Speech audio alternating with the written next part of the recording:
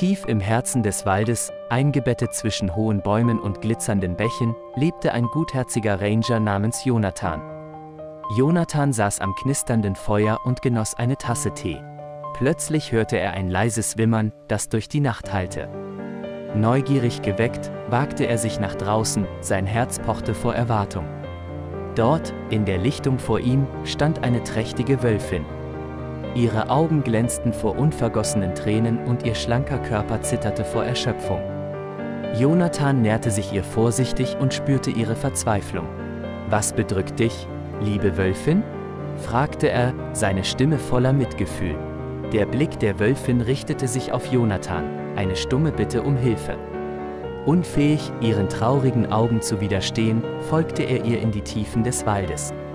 Sie kamen an eine verborgene Höhle, die unter einem mit Moos bedeckten Felsen verborgen war. Darin, eingebettet in weiches Fell, lag ein Wurf neugeborener Wolfsjungen. Ihre winzigen Körper waren kalt und still, ihre Augen geschlossen, ihre Atemzüge flach. Jonathans Herz sank, als er erkannte, dass ihr Leben am seidenen Faden hing. Jonathan hob behutsam eines der Jungen auf und wiegte es in seinen Armen, spürte die Zerbrechlichkeit seines Körpers. Er wusste, dass die Zeit knapp wurde und er schnell handeln musste.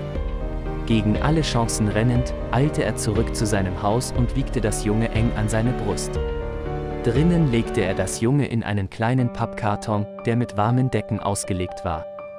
Mit großer Sorgfalt begann er, den fragilen Körper zu reiben und setzte dabei jede seiner Kräfte ein, um Wärme und Leben einzuführen.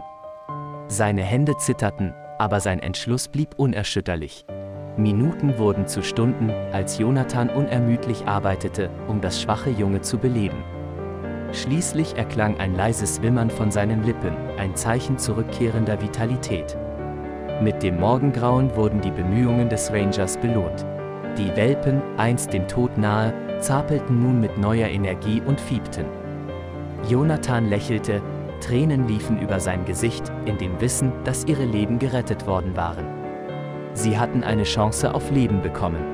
Jahre später, als die Sonne an einem weiteren Tag unterging, stand Jonathan am Rand des Waldes und blickte in die Tiefen, aus denen er einst die Wölfe gerettet hatte.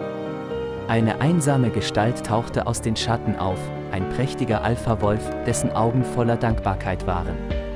Er hielt einen Moment inne, als wollte er Danke sagen, bevor er im Unterholz verschwand.